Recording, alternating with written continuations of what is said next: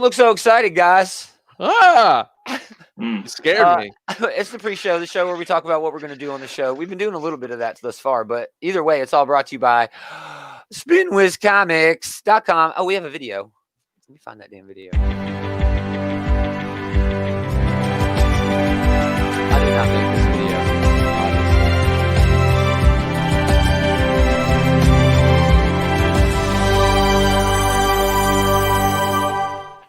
Spinwiz Comics. It's a free comics that you read online. iOS, Android apps. You can also get it through your regular web browser or whatever. But like 400 titles, like almost 90 different indie creators. Source Point Press, A Wave Blue World, Arcana, great publishers. It's free comics, y'all. Can't beat free comics. Dude, I don't have a phone, but I do read Spinwiz. I love that Source Point Press shit. But anyway, yeah, we're going to talk about mostly 5G in the news segment, and then 5G, yeah. Well, I guess what was the ghost 5G? of 5G? The ghost of 5G.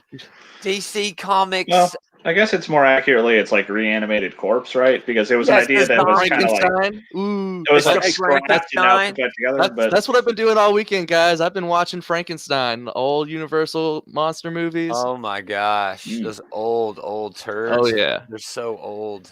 Which bad old horror movies do you think are better, the Universal ones or the Hammer ones? It depends on what you're going for. Yeah, like Hammer has more of like a gothic chic to it, I guess. Yeah, Hammer's more gothic, and it's if you want some gore, see some really cheesy blood, you go Hammer. Yeah. Universal is more subdued, it's more sad. Yeah, all the monsters are all really sad.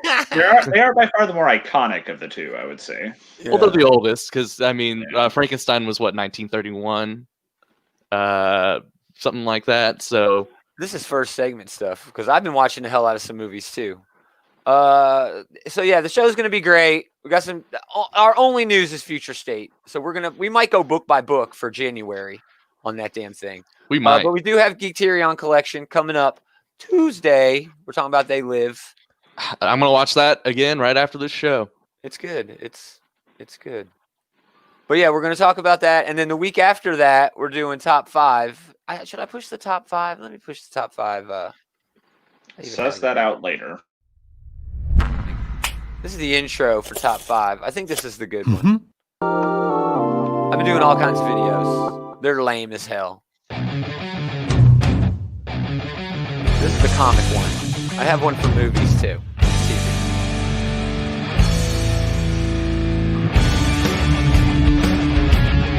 Yeah, top 5. We're doing that with the bullies. I hope the bullies are going to be there, but we're talking top 5 MCU movies. No, top 5. Spider-Man anywhere in that montage? No, I don't know. It's kind of an oversight. Oh, whatever. Spider-Man's okay. He's all right. I mean, he's one of the top 3 most recognizable superheroes of all time, I would say. But yeah, probably. He's a pretty chill dude, He's pretty chill. Oh yeah, sure. I mean, been around for a little while. Top 5 comic book movies, not in the MCU. We're doing that on the 27th. And then we have to have room for our Ten of Swords wrap up for the first half. We're getting close to it. It's coming like real quick. 2 weeks. 2 weeks. Yeah. I actually read most of them this week. Oh, here we go. Well, they had to do a little bit of a scavenger hunt to find them, but yeah. I managed to get there Wednesday night instead of Thursday afternoon, so there were actually a few left on the shelf this time. I have everything X being pulled for me. Everything X-Men. That's the beauty of being at a comic shop that loves you, that appreciates you. Again, this is all brought to you by, I know it's boring as hell, spinwizcomics.com. Also on iOS and Android. Free comics, like 400 different comics, 86 or not, close to 90 now, different independent creators. Definitely go check them out. You guys, let's just start the show because it's going. I want to talk some shit about this Future State. I know you do.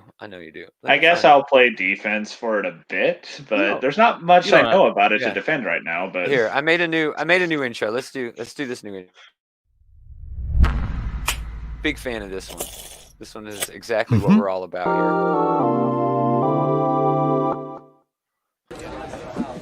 Oh yes, I hate this. It is revolting. More? Please.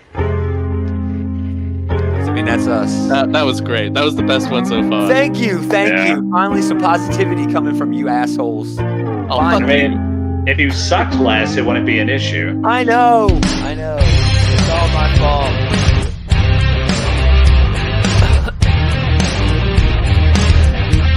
I love the song, though. Greetings, geeks. Welcome back. This is another episode of This Geek in Comics, Outright Geekery's comic book shit talk show. I am your co-host, Gomer. With me, as always, Adam Normal and Taylor. A.K.A. David will be back eventually for all the fans of David who are here. I'll start off with segment one of what we've been doing this week. I watched a lot of the horror movies. I have a whole fucking list. But I did watch Brightburn. I consider that a horror movie. Yeah, that's a horror movie. For sure, yeah. That kid needed Professor X, man. Yeah. Like that girl from Frozen. If Professor X showed up at the beginning of these movies, it'd have been totally different. movies. Having a Professor X-like presence in a lot of fictional universes would be a huge asset, yeah. Yeah. Oh, definitely. I also, not a horror movie, but I watched Bloodshot, the Valiant. Oh, yeah, with Vin Diesel? Not as terrible as everybody made it out to seem. It's just like a cheesy B-action movie. Cheesy B-action movie, exactly. I was planning on seeing that just before everything got shut down. Well, it's on. on. I never got the chance now. I'm sure it is now. Yeah. But it's not great, but it's not bad. Oh, yeah, it's not great. It's a Vin Diesel movie. It looked resoundingly watchable in a fun way. Resoundingly watchable. Kind of like a lowbrow fun. Just like a Saturday where you have nothing to do. That's what exactly what was happening. Yep. That's exactly what was happening. So yeah, man, I watch a lot of horror movies. I finished all. They kind of gave away the game in the trailer for that, though. Which they did. They totally gave. I don't know that the twist was that big of a deal, but still. Where they just rewrite his brain. Yeah. Dude, that was the only hook. That was the only thing to hook you. If the trailer would have said it's mindless action with Vin Diesel, it probably would have made just as much money, pandemic or no pandemic. You know what I'm saying? It would have made the same amount of money. So why not just give the hook away? Because that's the only compelling thing to get anyone on the fence. I don't know. They were playing up like the whole like healing factor thing he's got going on. It's like a Wolverine with guns. Wolverine. Yeah, it's Triple X with Wolverine powers. It's Triple X with Wolverine and no skateboarding. And no fucking skateboarding. Oh, well, that's part of Triple X. True enough. No, the best part of Triple X is when he drives that car off that bridge and he has to parasail out of it. That is pretty cool. I think he base jumped out of it. Base jump, that's what he did. I'm just saying, get your I'm not Triple X. I'm not Triple X. Extreme sports of the 90s. What have you guys been doing? What'd you do this week? Anything interesting? I got the chance to go vote. Oh, good. Yeah, that's awesome. Yeah, I definitely still need to go do that. I'm going to do that Tuesday, I think, is my day. Mondays are pretty busy at work, but I think I'm going to take a Tuesday morning. Well, remember, if you go for the early voting, that if you're in line before they close, they have to let you. Well, yeah, early voting. My wife and my kid actually went because they had some free time. Like first day it was open, and they were in and out in 30 minutes on the first day. Yeah, same for me. I was in and out in 30 minutes. It was like the middle of the day on a Friday. It was about 3 p.m, I think, is when I went. Not bad. Yeah. Yeah. So they were handing out masks at the one we went to, or they went to. Yeah. That's cool.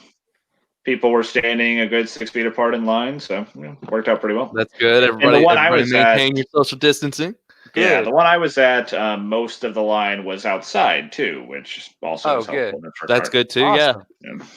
Well, good. But anything like nerdy that's not political science. This week. Adam's been watching horror movies.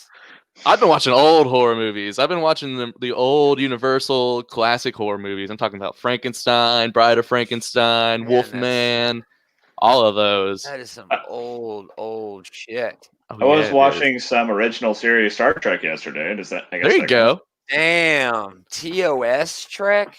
Yeah. It was that episode in the 3rd season where like McCoy goes down to like the asteroid planet with Spock and Kirk, and like this woman falls in love with him in like 5 goddamn minutes. So that happens all the time in that show. I think that Leonard Nimoy, DeForest Kelly, and especially William Shatner had it written in their contracts that every now and then they have to have like a ladies' man episode or I whatever. think that was just the '60s, man. Every Yeah, maybe, show man. was like that, dude. Had a macho. It is weird Yeah. going back and watching like some of the aspects of it where like all the skirts are so short and none of the women ever really get to do anything. Well, you say that. I'm recently rewatching TNG. I always have a Star Trek going on. That's what I watch at my lunch break. You know what I mean? In a week, I'll watch maybe 3 episodes. You know what I'm saying? But it's always so. I Right. recently finished DS9, and I was like, well, I'll put on Next Generation. Those skirts are also short as hell, and the men are wearing them as well. Also, so I'm just saying Hey, that at did least not it's change. equitable there. That did not change. Yeah, it's trying. You know, when it grows its beard, what they Equality. should say is they put on the fucking slacks. I feel like the vast Because- majority of the people in TNG are wearing the pantsuit, though. You know? You know, they are. They are. Yeah. Yeah, they break out with the wardrobe a lot better in season 3, dude. A lot more. And then season 4 and 5, when Picard gets the pimp jacket. Oh, love the pimp jacket, dude. Love I did pimp like the jacket look from Picard. That's true. Loved it. Loved it. He was like superhero.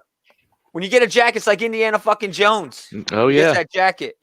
It's been forever Oh. since I watched through TNG very much. As soon as I'm done getting through OS, I'll probably start Are cranking. you those watching up any again. of the new stuff?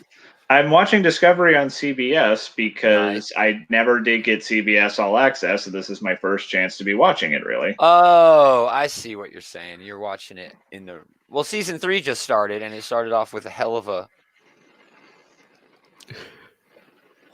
and Lower Decks is great. You didn't watch Picard either? Oh my dude, you're way behind, bro.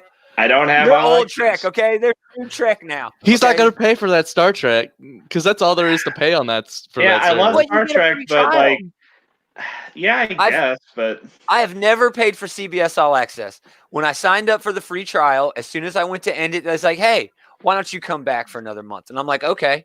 And I did. And then, like 6 months later, I got an email, hey, we want you back for another free month. I'm like, all right, caught up on everything I needed in that month. And then they did it again. I went to cancel, and they're like, nah, stay another month. I'm like, okay, sure. So you just give You're it just a try. running up this free CBS over here. Okay. All right, the same thing happened. I got Stars because they were the only one offering They Live, right?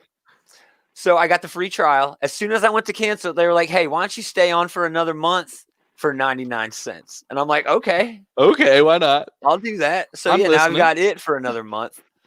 I it think they're seems hoping too I good just to be forget. true. This is I like swear drug on my dealer life, tactics, That actually man. is probably a good point. It's like they probably do rely on a lot of people like not being vigilant about forgetting. that auto renewal just swooping in at the end of the I month. set a Google fucking calendar alert. Are you kidding me? I'll get an email. Cancel your shit today, bro. Well, you have thwarted their scheme, Gomer. so Yes. good job. Wahahaha. Wahaha. All right, let's get into this shit. Oh, that's the picture, not the video.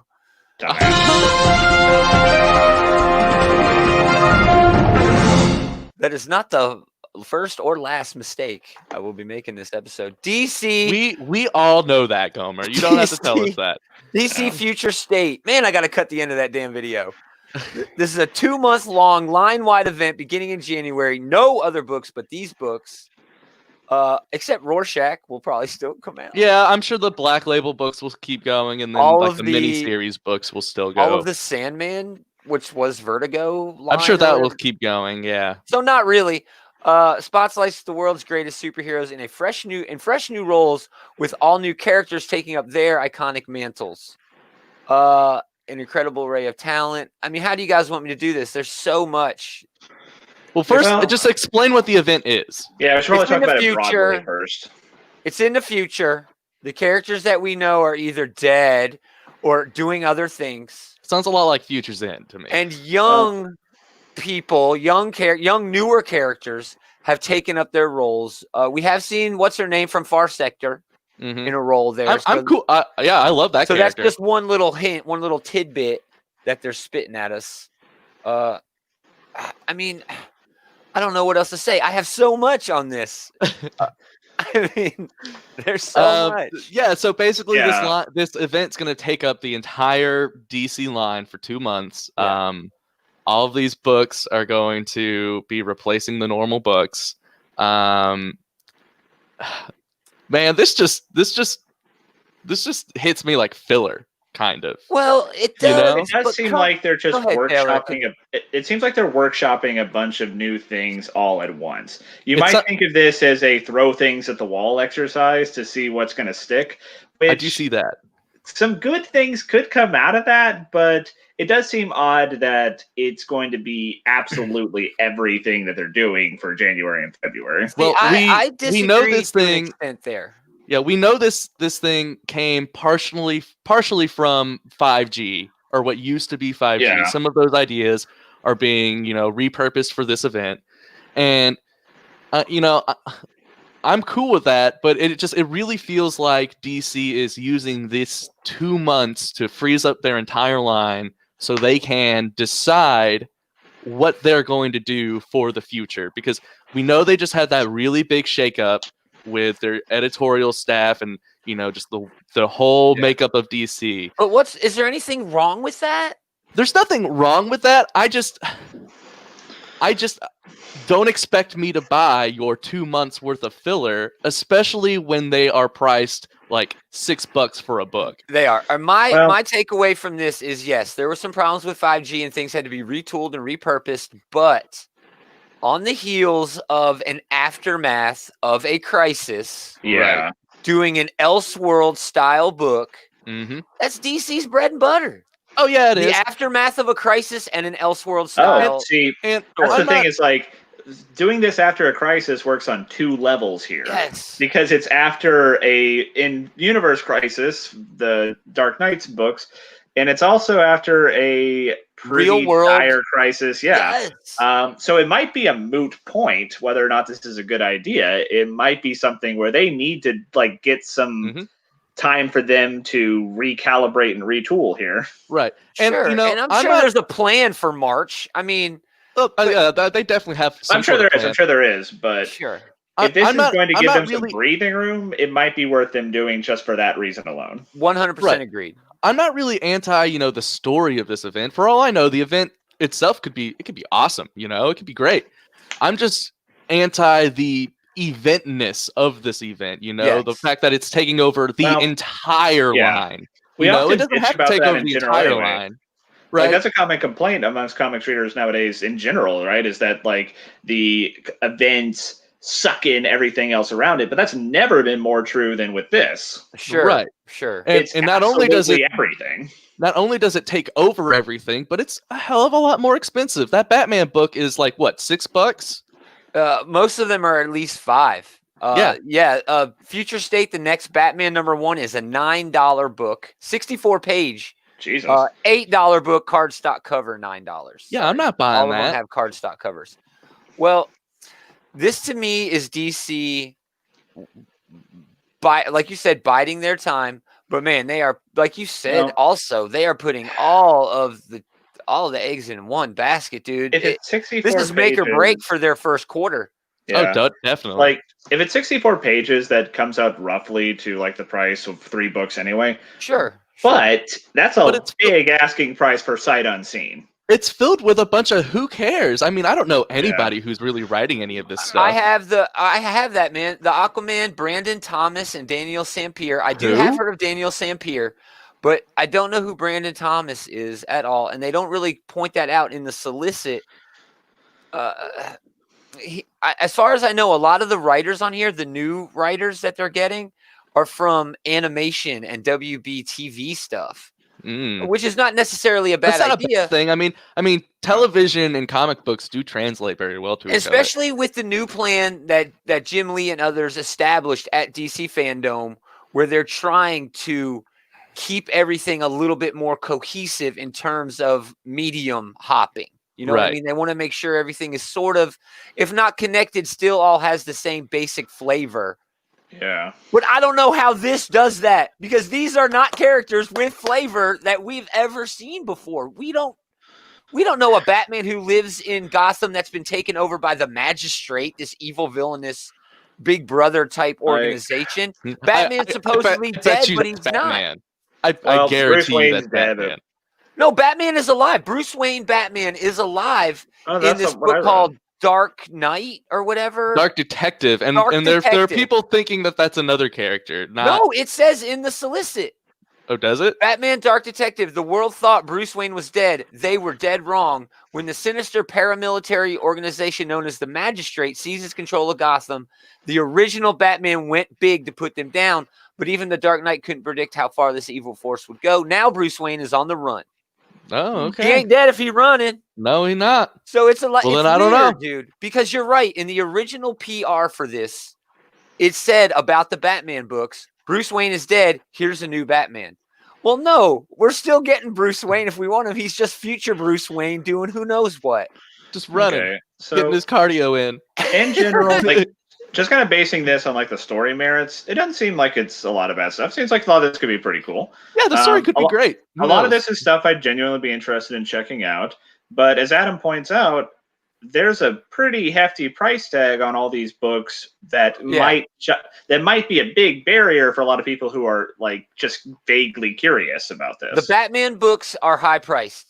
Definitely. The Dark Detective and that other and the other one I mentioned, the like that the Ridley book. I would get the Ridley book if it was a normal priced book. I would get it. It's $8. But it's $8, so I'm not gonna get The it. Catwoman book is only $4. The Aquaman book is $5, but it's got bonus stuff in it. The Future State, The Flash, $4. But listen to this. It's Brandon Vietti, who is a guy who writes for animation, and Dale Eaglesham, who oh my god, yeah, Dale Eaglesham drawing Flash Family with that'll no be good. powers, no backup, and no other choice. Barry Allen and the other former Flashes face the deadliest threat they've ever encountered, Wally West. Let's poop on Wally again by making him a fucking okay, villain. so yeah, that didn't last. Go to long. hell, DC. Go to hell. Yeah. I'm just saying, man. There's a lot of that in here, dude. Green Lantern. Why can't I mean? There's like 500 Green Lanterns. Is it really such a bad thing to have two Flashes? I mean, really? I know, right? Green Lantern #1. This is a $6 book, 48 pages, but it's got a bunch of different backup stories. They all do. They're all anthology books. They're not. weird, None dude. of them. None of them look like they are full, like actual comic book Yeah. linked stories. They all look like they're little mini anthology books, which is weird. John Stewart and an elite team of Lanterns are trapped behind enemy lines as they are assigned to map and contact new life forms outside the 3,600 known sectors of space. See, that sounds like a great idea. If we were in the main universe, if it was Right. actually going to mean something once all this shit was Well, done. But they're all That's going another to be thing 2 issues. That's another thing that's worth pointing out is that like all this stuff is supposed to be like 10 years in the future. That doesn't ring true for a lot of people reading it because like we know that it's not going to be like this 10 years from now. Exactly. We damn well know that it's still going to be Bruce Wayne, Diana, and Clark Kent. And even if it's not, it's going to be an Old Man Logan type thing where they just Yeah. bring this made-up character from this made-up universe into the main universe just because everyone adored him for some weird reason I'll never understand. Who are we Simone talking about? DeMayo doing a Harley Quinn book is pretty hot. That dude's killing it lately. Immortal Wonder Woman. This one's intriguing. But it's written by Michael W. Conrad, who again I don't know who that is. Does Wonder Woman have a green door? Yeah, right. Yeah, Immortal's hot right now. The word immortal, so hot right now. It's like Prime or Plus on the end of your streaming service. The Undoing are coming. Long past the age of heroes, few of Diana Prince's friends survive, and most of her sisters have passed as well. See, if this is what it's going to be, like post-apocalyptic, just sad. I don't want to read those sorts of stories. Not right now, man. Joshua Williamson writing this new Justice League is pretty cool. That's cool. That's $6 for 48. I mean, these are just January's books, dude. I'm probably going to end up picking up like a handful of these all said and done, but I'm going to have to really pick and choose which ones I go for because it's straight up impossible for me to buy all of them. They have it sort of That's not in my segmented. budget. They have families. Yeah, they have it segmented Family of into books. families where they sort of have Bat Family, Soup Family, and then I guess Justice League Family. Justice League Family is kind of a cop out because I feel like the Bat Family and the Superman Family are a huge chunk of the Justice League family. Put the Aquaman book in there, and it's just everybody else. I mean, I guess it's like the Batman, Superman family, and the rest. You know? It Yeah. really Yeah. is. Basically. There's a Robin Eternal book. Lazarus Resin, that's a dude's name, is on its way to Gotham City, and the magistrate intends to use this regenerative super drug. No, I guess Lazarus Resin is a super drug. Lazarus Resin. What a I would name. Is try Lazarus that. resin just what you call like the goop in the Lazarus pit? I mean, I have no idea. Yeah, that's the goop. The leftover goop, you know. All right. That is, unless Tim Drake has anything to say about it. So Tim Drake is now the ultimate. Oh, so like Eternal all Robin. these characters 10 years from now are just Is he still- constantly is he- like at each other's throats. Is Tim Drake still Robin 10 years from now? Yeah, he didn't even grow. He's like Ensign Kim of fucking Batman land. Well, come on, dude. I liked him as Shazam- Red Robin, but I guess they dropped that like a hot rock. Yeah, they did. No one's seen Billy Batson in years, not since the incident known as the final battle of Titan's Island. Now leading a small band of heroes, even his allies have begun to ask who's controlling Earth's mightiest mortal. This is set after the events of Future State Teen Titans, which is another book that's also. I guess coming that's the Titan's Island they mentioned. Yeah, and that Right. happened in the animated series, right? Weren't they getting into that in the animated series where where the Titans Tower was originally like a school or some shit? See, Superman of Metropolis, fucking John Superboy. I like John being Superman. Jonathan That's Kent cool. is Superman. Of He all the saved things Met- I've seen, that's the one that's among the most interesting. I have to Oh say. yeah, puts I'm Metropolis in a 100% bottle? down for that. like Kandor. Mm-hmm. That's interesting. It's Brazilian like Wonder Woman seems like a decent. Oh yeah, idea. Brazilian Wonder Woman sounds cool too. What's her name? Yara, Like I think Four- her name is. Yara, yeah. Yeah, Laura Dor or 4 or whatever. Yeah. And then with Superman Worlds at War. Yeah, this is another one. This one's a fucking $8 too. Oh man. Yeah, I don't know what they're trying to prove here. Future State Swamp Thing is $4. I just Well, I guess the don't know, something man. are these big $8 books like mini graphic novels, or are they just anthologies? Because I'd certainly be more interested in the former. Well, then that kind of fucks it over for me. All right, Yeah, so we have that's what I'm Superman. with. We have Superman Worlds of War #1. Superman, that story written by Philip Kennedy Johnson and Michael Janin. Probably going to be great. But then there's a Midnighter story, a Black Racer story, and a Mr. Miracle story. in How the there. hell did Black That doesn't Racer make make it any into this sense. lineup? That doesn't make any sense. Who was No, it clamoring for like an obscure new gods character? And I mean, does it You leave fit? Black Racer alone. But it doesn't fit into this because I'm not sure what Worlds of War even is. It says it features 4 big stories. Clark Maybe Kent is Superman's fighting gone. Darkseid. You know, who knows? Sure, but does Black Racer even have a personality? Because I don't think he Yeah, has I don't a know. I haven't seen personality. Black Racer in Here, years. on top of Last that, time the I Black remember seeing him Racer- was in Final Crisis when like the Flashes were leading him to Darkseid or whatever. He had an issue when they were doing the Jack Kirby memorial books or whatever. They did a Black Racer thing with that, but Did that Black was Racer take Jack Kirby's soul to the afterlife? Because that would be kind of in poor taste. no. On top of that, though, Okay. listen to this. The Black Racer, a girl raised in the slums of War World to be one of its top competitors. Okay, so that's not Mongol. that's not the new god with skis, who's their version of death. We don't know I don't anything yet, except it's a new girl. Okay, all right. Well, I blame the Batman who laughs for all this. This is all his fault. Oh, do you? This is all his fault. If he'd have just left the multiverse alone, everything would have been okay. There's a Superman Wonder Woman book. Layla DeLuca's doing the art in it. It's going to look pretty. Oh, look nice. Yeah. Oh, cool. I just don't know. It's a lot, dude. All right, that's all the news. So we're on the fence. Yeah. Pretty much. Overall.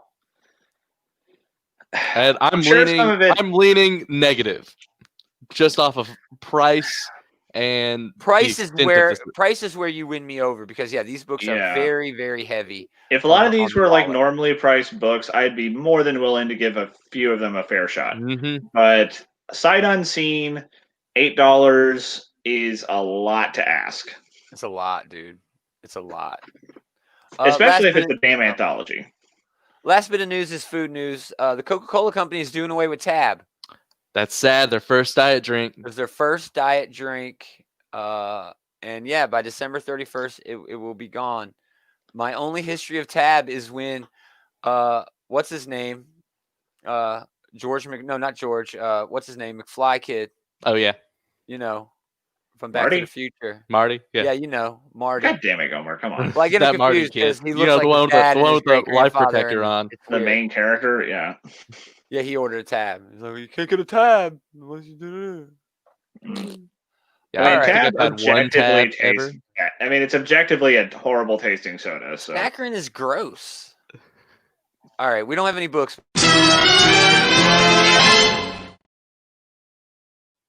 Oh, your moment of destruction, dude. You saw Dude. the news, right?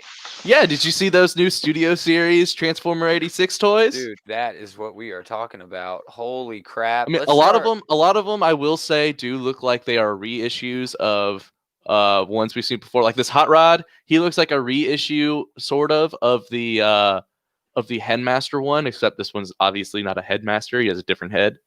Yeah, But when he transforms, he looks the same. he That's does. the one I have. They are definitely using those same sort of mechanics. Yep, that blur looks everything. awfully close to the blur I have, but they do have slight differences that they do look more like the 86 movie. I don't know why they did a Jazz though. Jazz didn't really have much to do with that movie. Yeah, he was stuck on the moon the whole damn time. And Yeah, he didn't really do anything at all. And in the belly of a giant monster the other time. Yep. Scourge. We He also looks got great too. a They have a. And finally, the most expensive Transformer I've ever wanted to purchase since I was a teenage boy, a $50 Grimlock. So He's that Grimlock, because he comes with wheelie. that Grimlock looks very much. He looks almost identical to the last Grimlock that came out. It is identical. But he has got he has a different head. He has a different head, and he that was a has different Headmaster. accessories and stuff. Yeah, but he does have this wheelie that comes with him that rides on him. The wheelie doesn't transform. No, he sucks. doesn't. But it's beautiful. I want it, but it's $50. That's another problem I have with these is the cost. Most of these are already sold out. You can still get them at entertainmentearth.com because they're the best damn toy store on the internet. That's why. But yeah, I kind of really want this Grimlock. That wheelie looks great. I just want the Right? wheelie. I don't need the Grimlock. I already have the Grimlock. It's all junk that Hasbro overpriced. Yeah, whatever. Oh, dude. definitely. Of course it is. That's what they always do. Yeah, that's capitalism. Yeah. But it's cool. There was also a Devastator from the movie. I don't think we need to see that. Nah. It's kind of lame. Awesome. Are you getting any of those? Did you pre-order any of them yet? Nah, man. I already have the problem is I already have most of those in their Headmaster form, so I can't really justify getting them again. If they do a 2-pack with I'm drawing a blank, man. I'm just drawing a blank. Springer and RC. Oh, I would get that. I will have to get that. I would hop on that in a second. Because if they do that, I want them to do a Galvatron Cyclonus, obviously. That'd be a good one. Well, and I would buy both of those because I'm a sucker. All right, let's go. This is the meat of the week. You get a sword. You get a sword. Everybody getting a damn sword. Here's the big news from this week. I need to cut the end off of this one too. This is a teaser we got. This is the only news we got besides the reviews for the I really wanted to see Warlock and Cypher fight Pog, but Magic's okay too. Magic's cool. Magic's cool. I don't get it. It just seems like a weird sort of setup. Doesn't make any sense to me at all. Well, I still don't know anything about Pog. That's exactly what He's a really cool crocodile dude. Yeah, who would be the appropriate combatant against the giant crocodile man? You're right. My theory about Cypher is, and we're going to talk about that in a little while, is that he's going to go up against Redfoot, the tree guy. The tree guy. The forest or whatever. He has this. Never mind, we'll talk about it.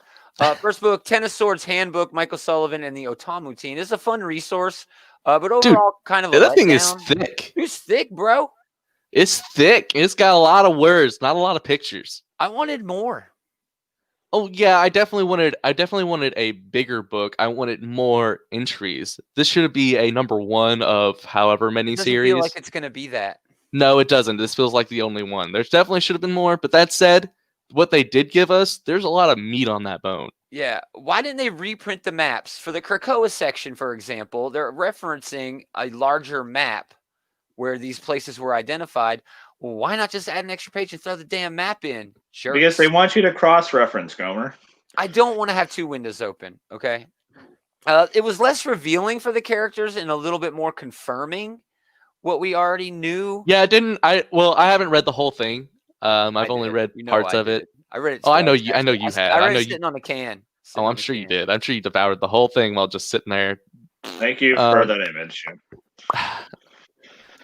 But yeah, I mean, what I have read, it hasn't revealed really anything new that I haven't already known, but it does confirm some, suspicions that we've had, What do you mean? Marvel doesn't have to pad the numbers anymore. They're the best publisher in the world. What do you mean padding numbers? It's only if you buy the books. Are they padding numbers? Wham wham. Sounds like crying. Evan is apparently alive. Yeah. Is he? Well, they kind of said it in the back, which is frustrating to me because he is Evan, a clone. like Kid Apocalypse? Kid Apocalypse, yeah. Kid Apocalypse. Because he is a clone of I know you Apocalypse. don't like Evan. I don't mind Evan as just. I liked him in the Jason Aaron's Wolverine and the X-Men book. Yeah. Yeah. But I have what no I'm idea what saying happened to him after that, but yeah. What I'm saying is he's a clone. That's the reason they didn't let Madeline Pryor get resurrected, because she was a clone. But he somehow is loophole in this or something. Well, they're all clones. I don't get it. It'd be interesting to see once this is all over. Are there any X-Men left who are not in cloned bodies? And does it matter? I mean, that's the I big guess question not. for me. Well, that's, I guess, a bit of an existential crisis type of question, but yeah. Well, didn't they that'd be get an into that a interesting bit of little bit trivia, in like- Hellions a little bit this week? A little bit, yeah. Yeah. What about Brew being quite possibly the most powerful individual on the planet Earth? He controls the Brood. He controls the Brood with his form. horde of Broodhorn. He's the Brood King. Yeah, that's definitely going to come into play at some point, especially with the although other. calling him the most powerful on the planet Earth. You have like the Brood is nothing to laugh at. Yeah, but you have like your Franklin Richards of the world who could just be like, I don't want you to exist anymore, and then you don't. Well, though, his powers kind of switch, though.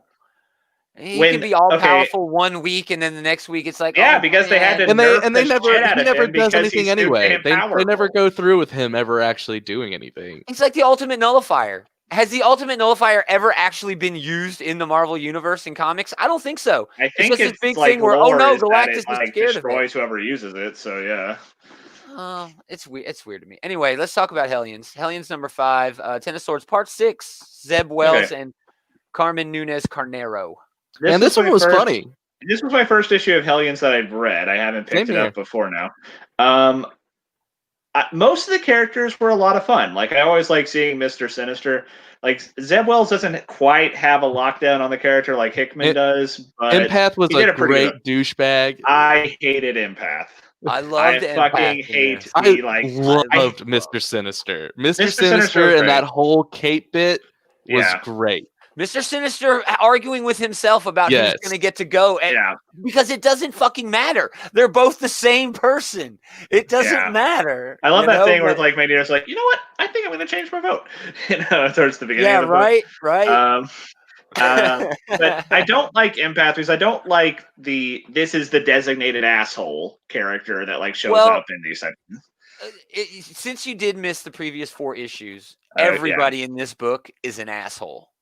Everybody. Yeah, I'm kind of gathering in the last issue, Grey Crow literally shoots Empath in the head just for mouthing off to him. After reading this issue, I absolutely do not blame him. Good call, Grey Crow. But that's my favorite part. Also, it's consequence-free, so why wouldn't you? Another big part of Hellions wasn't consequence-free, though. Right? Grey Crow's now his bitch. Another big part of Hellions, actually, the overall story here in Hellions is sometimes mutant powers cause inadvertent socio-mental problem. You know what I mean? They have problems. Right. They have problems. Yeah. Like they have a mental disorder that is caused directly from them having their mutant power. But the entire gist of Krakoa is we need to celebrate mutants and their powers. So how do we celebrate these people whose powers, for example, make them crazy. outcasts and sociopaths? Yeah. Empath is never, like, they explain it in the first issue. I'm sure they Empath do, but it was it's really absolutely no quite- fun to read him in this issue. But that being said, most of the other characters enjoyed I him. liked quite a lot. Yeah. Empath was my favorite part of this issue. That because he also was being said, perfectly on character. I don't think I'm going to pick up the next issue of Hellions because this one seems like it was the least consequential of all the Ten of Swords tie-ins so far. But to me, in terms of it being a single issue, it was far more entertaining on a comedic level Oh, than it had definitely. any business being. This was by far the funniest comic probably that came out this week. That It was I read. hilarious, dude. And I you loved know, it. for the stakes that have been going on in Ten of Swords, you know, you don't really expect it, but Yeah. it was great. It was a breath of fresh air. I mean, this is a team of expendables who is set to literally cheat in one of the biggest tournaments in the history of the planet. And what are they doing? Bitching about their capes and cracking jokes and taking over people's minds to make them love slaves. I mean, it's hilarious, dude. It's so great.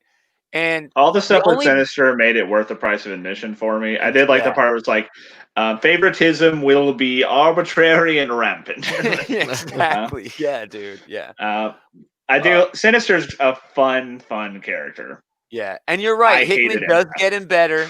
But Zeb Wells, I think, especially with the conversation that Sinister had with Sinister, where they end up playing Rochambeau at the end to see who ends up going. Yeah. Dude, I love that shit. I literally Zeb Wells laughed is a out loud. great writer. He needs Yeah. a He breakout is. book to really, really get does. him out there, get his name out there. He's 'cause like where been Tom killing it. Taylor was, man. Yeah, You know, he's just been killing it for a little long while time. ago. Doesn't he write most of the Dungeons and Dragons stuff for IDW? No, that's Or no. Jim Zub. That's Jim Zub. But Zeb Wells does Zeb write a Wells. lot of great could- stuff. I He could does. I think Yeah. I've read some stuff Yeah. of his that he did with Spider-Man before. If I'm Yes. not mistaken. Yes, he did do some Yeah. Spider-Man He stuff. did do some Spider-Man.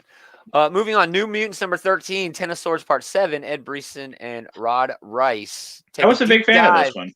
I was I a love the fan of art. this one too. Yeah. Oh, the art. Like The art was watercolors. fantastic. I love the character dynamics between Cypher and Magic. And they honestly addressed something that was kind of in the back of my head for a little while now. Why the hell is Cypher on the team of champions? Oh, Even yeah, I Cypher love- is not sure, and the rest of the Krakoans are not sure why Cypher is on the team here. And neither is the Oh, yeah, audience. I love Cypher dealing with his inadequacies in this issue. Yeah. You know, being like, why did they pick me? But then also, I loved his resolve to, you know, deal Yeah. with the problem. I thought that was a 'Cause cool everybody character else, mold for everybody him. else gets in his way in this issue, and they're like, "Hey, no, you shouldn't do this," and he's like, "No, I have to do this." I This like is my- his Krakoa. and yeah, Yeah. Elf. Yeah. yeah, Krakoa and Exodus Warlock and all these. hates it. Yeah, they all Exodus. rightly question, Yeah. you know, why the hell do we have to send in the scrub? And I like, though, that his response is that I can't let someone else risk their lives because It's real, I it's real am an Captain actor. America, real Steve Yeah. Rogers. Yeah, exactly. With But less competence, but yeah, sure. Yes. this Um, also really focused on, because No the super reason of soldier all this, serum if he was instead of just a sword, you know. if It he is was just cool of some- him that he doesn't like lean into his privileged position as like the inexpendable translator guy. Sure, but he doesn't But he's- even he's really not recognize inexpendable, though. himself like that. You know what I mean? Oh, that's what I'm saying. I think it's cool that the way Yeah. they're handling it. Exactly. Yeah. And like I said with the audience as well, the consensus here is that Cypher is going to die. I think that's too easy. I Well, think they that's talk too telegraphing much a about it punch. now. Oh, yeah, no, they no, no. telegraphed Yeah. it way too much for that If to happen. either of the two in this issue die, between Cypher and Magic, it'd be Magic over Cypher. 100% agree, and I would love to see Pog eat her. Anyway, Warlock is the key here to him winning, obviously. Well, yeah, he's the sword. But it's also going to be the Yeah. matchup. And like I said, if he's matched up against this character called Red Root the Forest through just the few teasers that we've seen of this character, I haven't really seen anything, so I has don't something really to do know. with controlling plants and stuff like that, Hmm. which is right up Cypher's alley in his communications with Krakoa. If Krakoa and Arako are partners. Perhaps they share a language, and perhaps, just maybe, Cypher and this Red Root, the Forest, can somehow talk. And I don't know. I'm grasping at straws here because, yes, the consensus with the fans that I've talked to is Cypher's dead meat. He ain't making it. Oh, he's totally making it. It's That too would suck obvious for that, Krakoa, like, dude. he's too obvious as like someone to die for him to actually die, I think. But Yeah, like I agree. I like towards the end they did come up with an explanation where he could be like passively good at fighting because like he can read their movements. Because he has one of those powers where like they come up with like bullshit interpretations to it all the time. Oh yeah. Yeah. And this time he around can read it's like, languages is what he can do. yeah, I can read But your fighting body is its own language. Yeah. Yeah. Well, like Body languages. Come on, you're so right, dude. we had a little bit going on with that iBoy character a little while ago. It's like I can see even the subtlest movements, and or like Dude, they I have like can see in the infrared and ultraviolet spectrums and shit now. Yeah. And that's new in X Factor. well they came. It's great though. I love that. It is. shit. I love He was kind of iBoy. a like throwaway joke character that now they have like kind of unanimously agreed to They make. found a reason let's for him. make They found a awesome. use. Just Let's like make Gold him Balls. useful. Oh yeah, go Just like balls. Gold Balls. Yeah. He's yeah. the number one example of turning Is his shit name into Egg sugar. now? Yeah, his name's Egg Turning now. shit into Yeah. gold. Yeah. Dude, I'll never Balls. forget that event. It was a Deadpool from the future came and he's like, wait, are you Gold Balls? Holy shit, dude. Can I get your autograph? And it's like, wait, what happened? But you mentioned iBoy.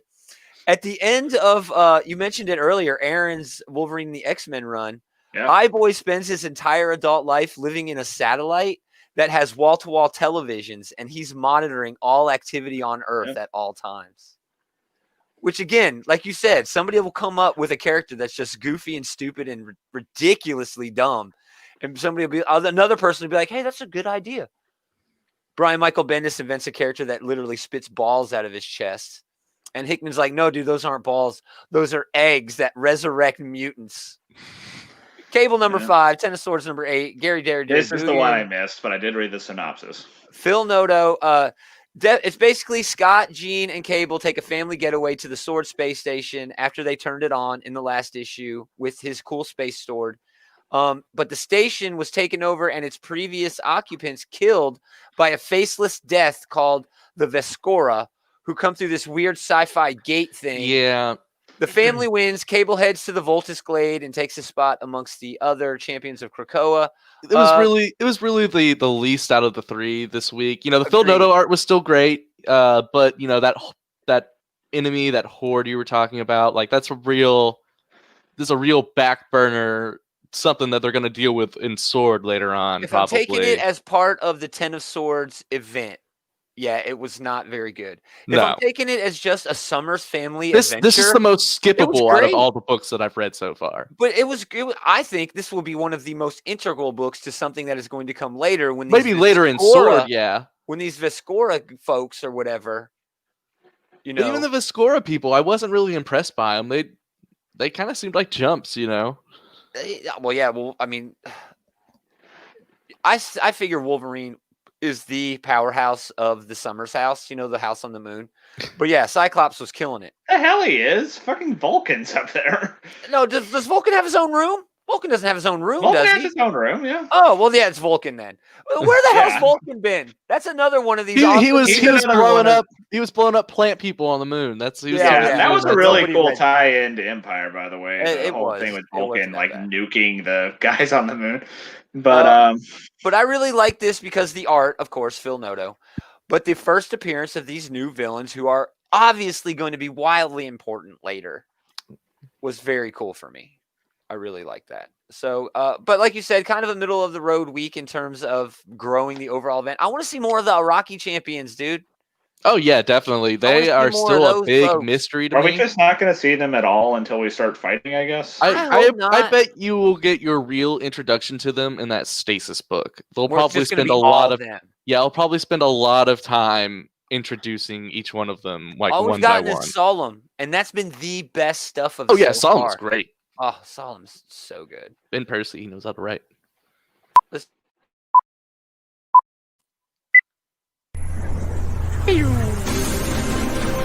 Most of mine are stuff we've already talked about, to be perfectly honest with I'll go first because I'm pretty sure I have a run-of-the-mill list this week. Death Metal number 4 and Rorschach number 1 get honorable mentions just because of how terrible they let me down. Death Metal number 4 by Scott Snyder and Greg Capullo. This is the worst of the Death Metal event thus far.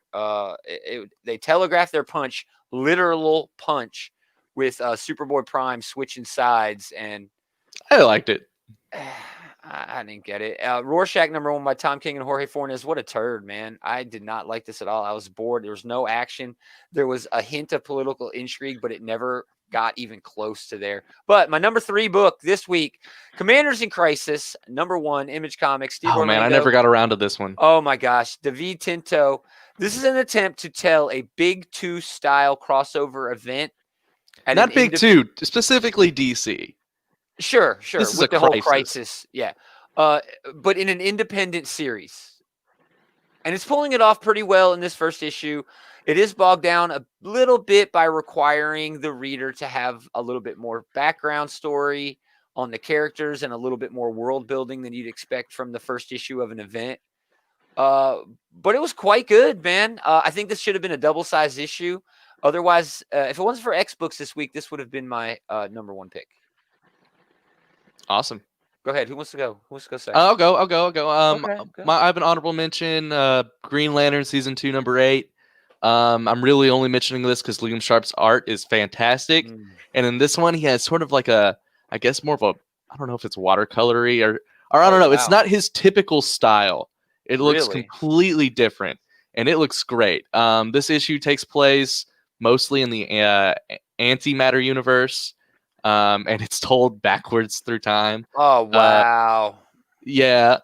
So the story's weird, but the art's fantastic. My number 3 book of the week, though, is Justice League Odyssey number 25. Final issue of the series. Final issue. In this one, the Justice League Odyssey are fighting down with Darkseid, and Dexstar and the rest of the Justice League Odyssey that betrayed the team a couple issues ago, decide to betray Darkseid, and they destroy the revision mechanism. Dexstar does it in like the most cat way ever, just like knocks standing it off on the shelf. Yeah. He's like just standing on a table, and he just like nonchalantly knocks it off the table. Nice. Nice. It's nice when they give a creator, like a writer, a book, and just say, "Man, just do whatever the hell you want. We don't even care." Oh yeah, totally. Yeah. They kill in this a version of Jessica Cruz and Cyborg. They both burn to death together. Yeah. Oh It's wow. very, very sad. What?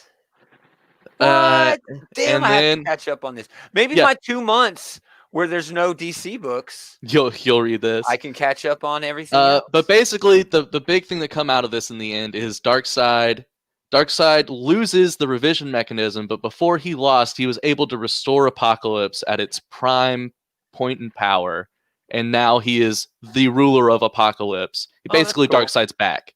That's cool. Is where we leave off. At He the put end the toys back in the box. Basically. Yeah, that was nice of him. That is a long walk to get back to what was probably just going to eventually be like a back burner. Oh, hey, Apocalypse is back type of thing. Basically. But it was a fun ride, though. I really enjoyed book. the character growth of Jessica Cruz throughout all of this. Nice.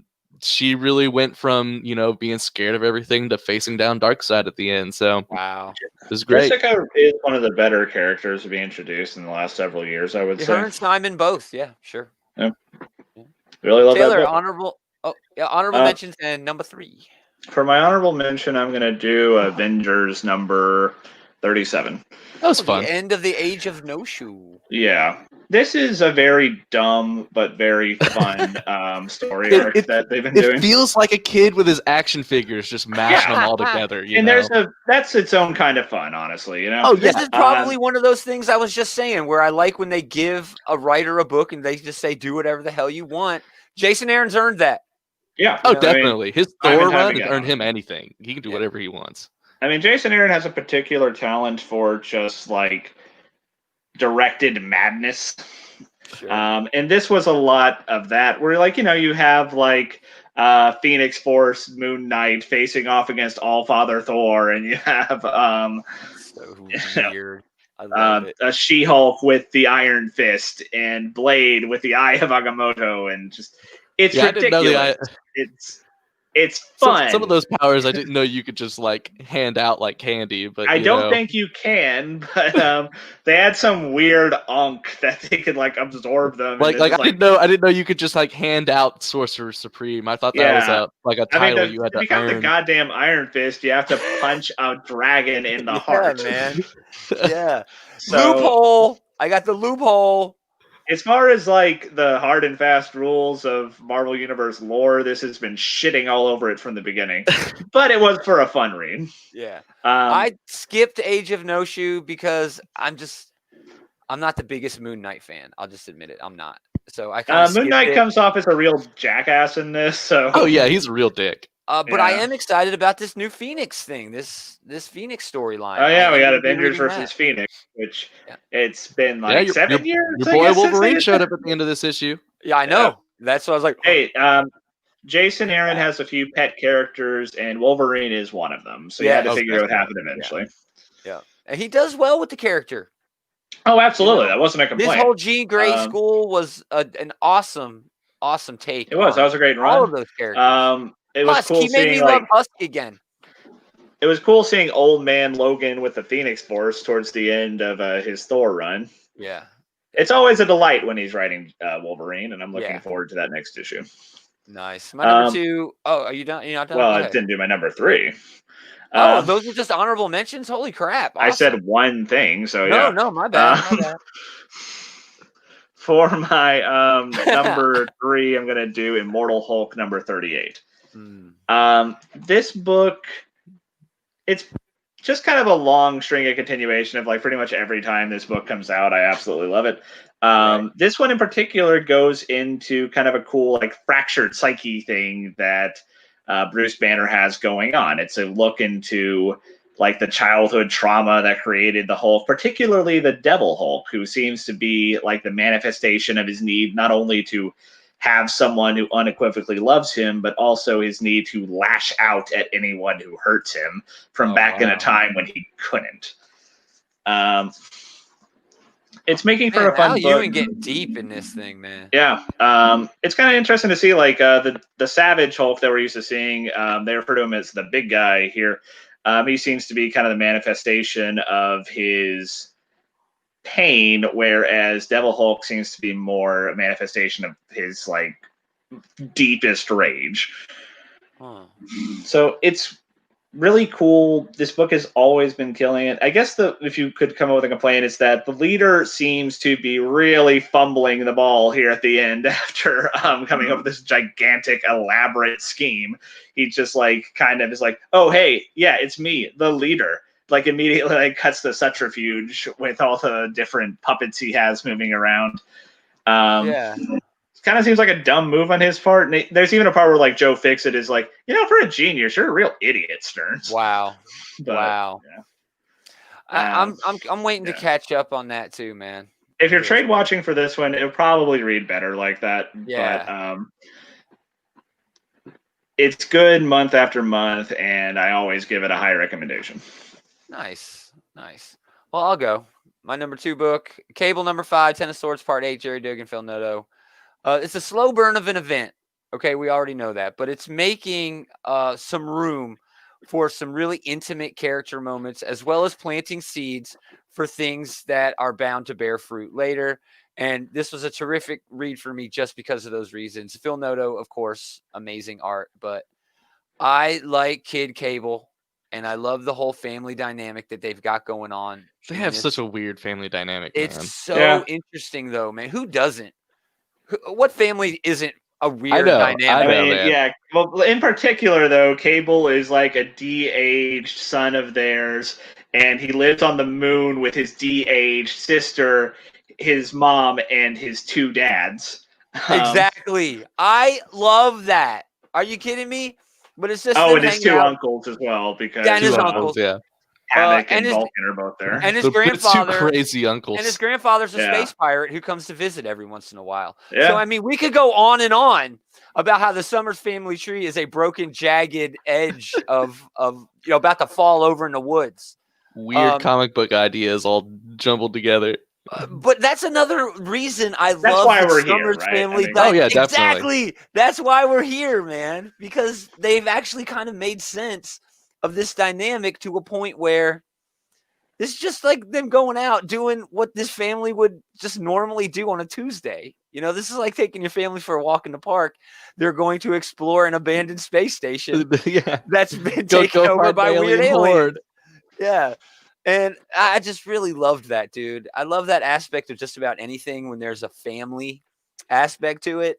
And this just really resonated with me in that way because Fantastic Four, the first family of Marvel, the Summers family is the first family of mutants. And the mutants are the hottest thing right now. They've always been one of my favorite things. And it's really nice to have that focus, despite the fact that there's this huge event going on. Yeah, it was really nice. And it tied into the event very nicely. And like I said again, it's sowed seeds, planted seeds for the future, which it's Hickman. I love that shit. This isn't Hickman, but he's the leader. Okay, he's the showrunner. So yeah, Cable number, what was it, 6? Number 5. Yep. Cable number 5. Number 5, yeah.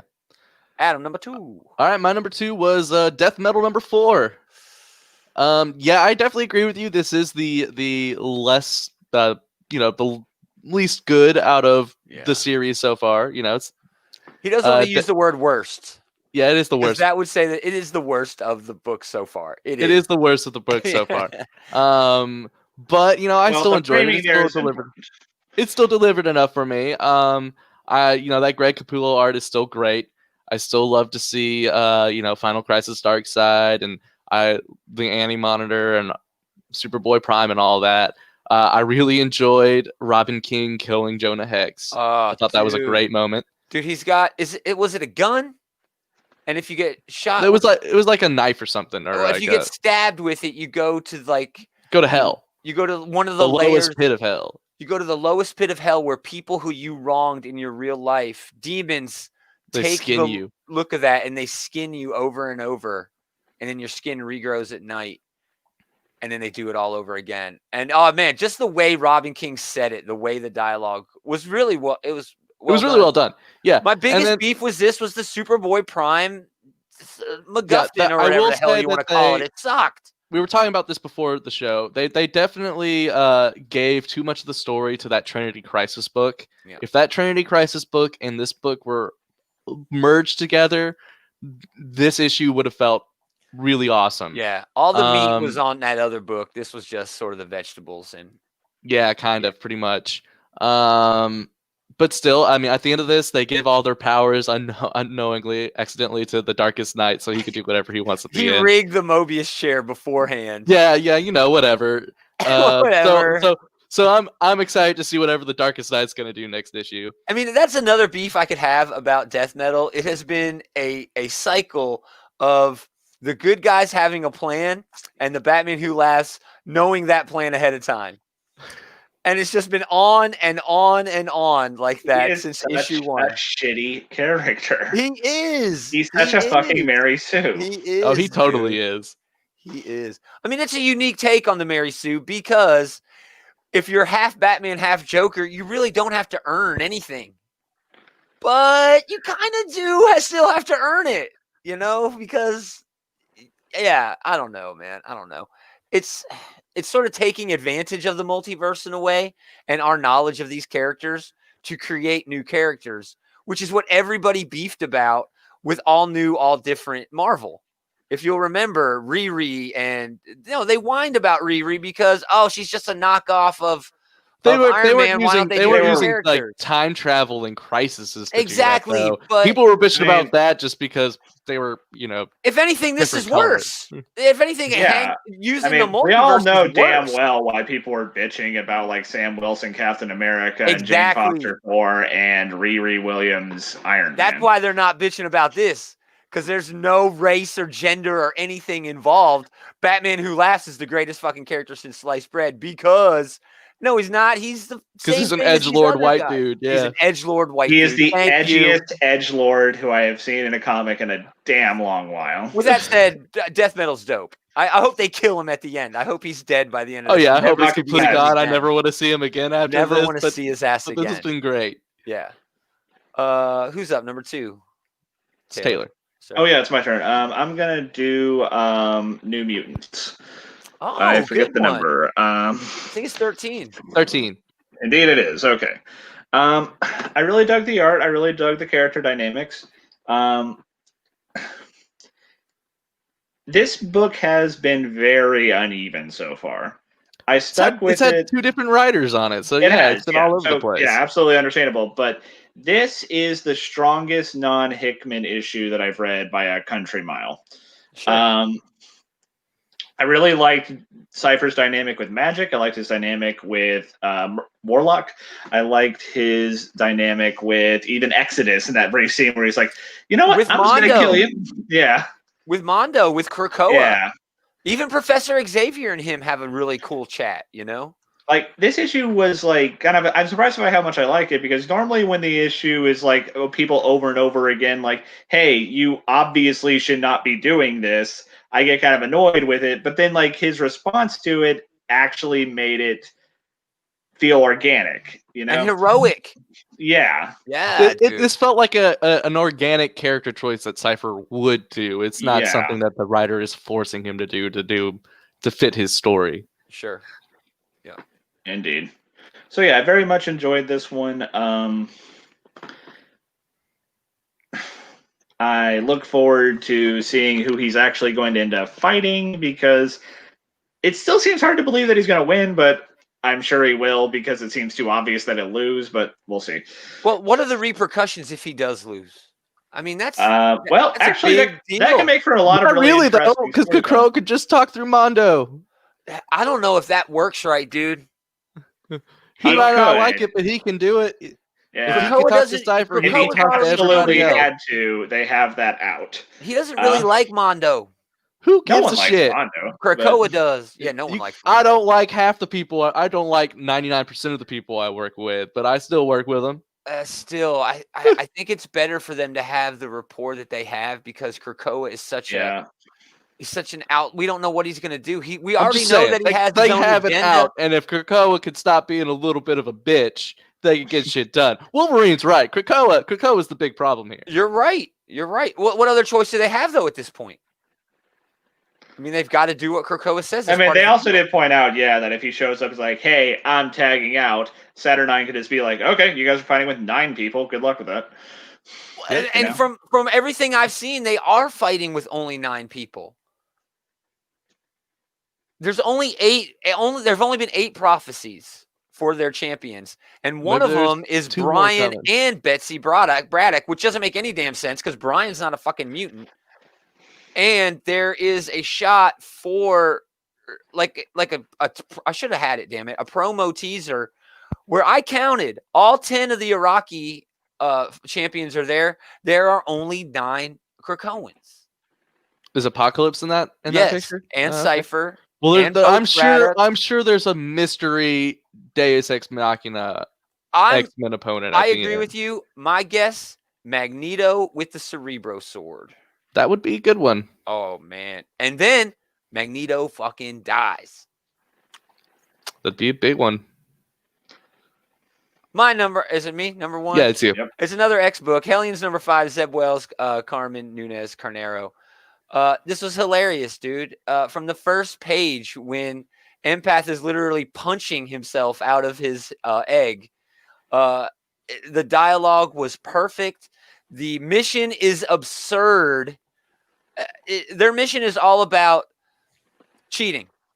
Yep. They're going to go steal one of the weapons from the Iraqis champions. So because they can't find their sword, they'll have to forfeit. Right. That is just absurd and stupid, but it works with the Quiet Council. You know, like, oh, that's a really political. That'll work really well, and it'll get you out of the way for however long. I did like the Quiet Council scene quite a lot. I absolutely loved all the stuff with Sinister, as we already talked about. Oh yeah, Sinister was hilarious. Yeah. It was just a fun tie-in to a great event, damn good art, and just great dialogue. On a week where there wasn't a lot of Ten of Swords in the Ten of Swords books, this was my favorite one. It read the best to me. I'm with you 100%. You know, my number one was all of the X books, but specifically it was Hellions number 5. Nice. Seb Wells. I mean, I just love his Mr. Sinister. I just thought he was hilarious. I Talking like to his himself, empath. arguing about the plumage on his cape. Yeah, You him know, buying that doing the other deal to cape. get the other cape once he's where he's at. Yeah, it's so good, dude. It's I'm so thinking fun. back to the Dawn of X thing where there was the scene with Xavier, Magneto, and Sinister, and it's like, stop right there because I want to make one thing perfectly clear. I love that cape. Yeah, talking to Magneto. Yeah. Also in this, the Mad King, the other Braddock boy, Jamie. Yeah, Jamie. Dude, he's great in this and written very well. Him Monarch was a screwing lot them of fun in over. this, yeah. That was fantastic. That was fantastic. I mean, there wasn't a page where it wasn't something hilarious going on. And it seems like the Hellions arc in this, which may not go back to anything else going on in the event, is just going to be, them going on this misadventure through, I don't know, what seems like the Through most other dysfunctional D&D game ever. Yeah, that's exactly what this is a total Yeah. D&D game. Oh, that's awesome. And Grey Crow, man, he's wonderful. I'm sorry. Hey, he's wonderful. I have a quick question though. Who the hell are these orphan maker and nanny people? Like, what's Dude, their they deal? are from way back in a book where Nanny kind of took on some mutants and grew them from like teenagers into adulthood, but they still had teenage personas. And Orphan Maker is like one of those left over who sort of clings to Nanny. Like they were from like a one arc in a New Mutants run from like the 80s, dude, or 90s. It was a long time ago. But they're perfect in this because again, they have these mental disorders. That's what this book is about. It's about the mutants with mental disorders. That's why Psylocke's there. Quanon Psylocke. That's why what's his name is there? The other Summers brother that I hate, Havoc. That's why he's there. He's suffering from long-term PTSD that they've explained. Man, Havoc has had a lot of shit detail. done to him. Has they ever really explained? Has he ever gone back from? Remember that Axis event where they changed people's alignment? Have they ever part of this? Have they ever explained him going back to being a good guy, or is he still still evil Axis Havoc? He's evil, but he understands why he's being evil and remembers when he was good. So he's working on. Yeah, that's all part of this still. So yeah, man, I love these characters. Hellions is the underrated X book right now, I would think. Taylor, number 1 pick for the. My number 1's going to be Strange Adventures number 6. Dave, well, you're a fool. Anyway, I should pick it up. Anyone who I just haven't gotten to it. So yeah, anyone who read like Mr. Miracle or Vision by Tom King kind of knows what they're in for here.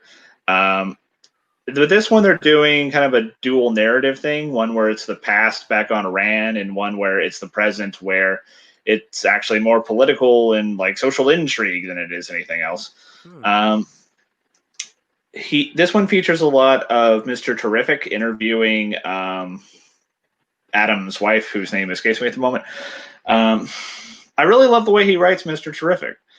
I really like how there's this vast difference between the kind of pulpy, like kind of almost like a golden age story that we see back on Ren, and we see the very modern take on the current climate and things like that.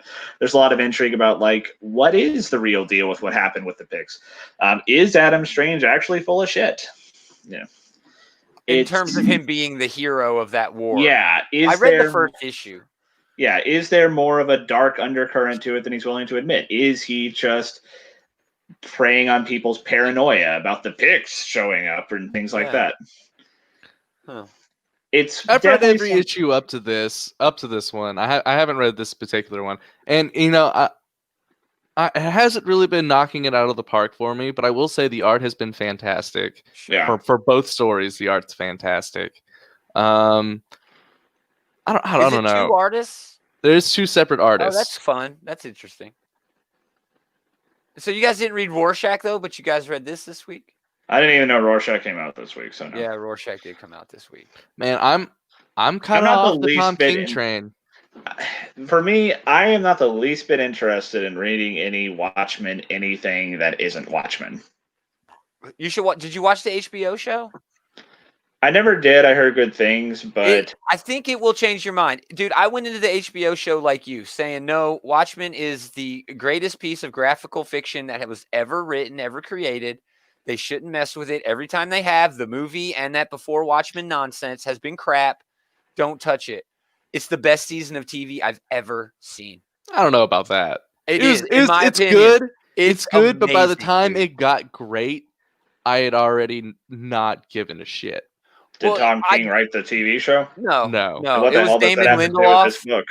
Damon Lindelof. Well, you just mentioned that you don't want anything that comes out. Okay, that's after fair. That's Watchmen. fair. Because I didn't want to give this book any room at all. But then I had to say to myself, I said the same thing about the damn Watchmen show on HBO, and I loved it. So I should give this a chance. And I'm so sorry I did, because it was a turd, dude. It was just bad. I guess I should clarify that I don't think it's going to be bad, like just as a matter of course.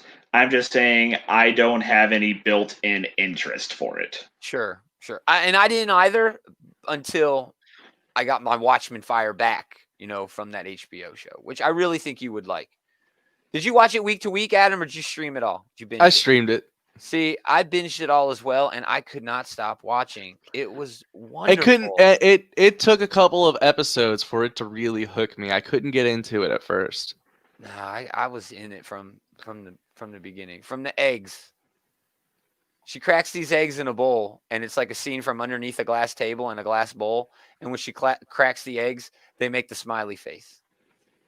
And I was like, okay, this is how you're going to do. This is how you're going to do. And then throughout, everything is an Easter egg, which points to something that was going to happen or will happen later. And then once you get to the end, you realize that even the promotion that they used before the first episode ever came out was an Easter egg for the last episode of the series.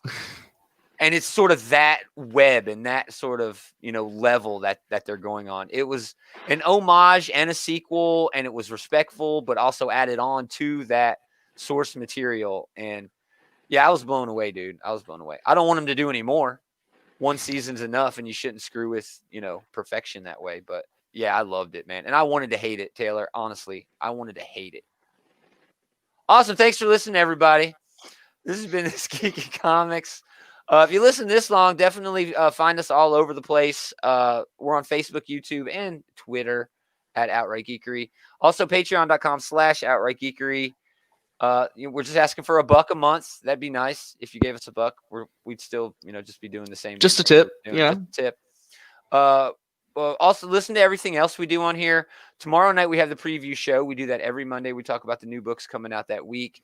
This Tuesday, we've got the Geekterion collection. Next Tuesday, we got Top 5. We've also got Creators Outlet with Big Willie interviewing comic book writers and artists. They also do OK Boomer, where they review classic comics. We also got video reviews all over the place. We've got the Comic Book Bullies with Leroy and Eli streaming over here. They're going to be a day late. They're not going to stream till Monday night. And yeah, man, more and more all the time. I think. Oh, they're going opposition us, huh? No, they do their shit at like 2:00 in the morning, dude. Oh, okay. Yeah, it's so late that I can't catch it live. I catch it on the rerun. So yeah, we want to thank everybody for listening, but most of all, I want to thank these 2 jokers for hanging out with this third joker. Anytime, man. Jokers. I don't know what I'm going to do when David comes back. I have to come up with something else. We'll do it again next time. Same geek time, same geek channel. See, I knew you were in for this one. That was very low. You're right. I should give you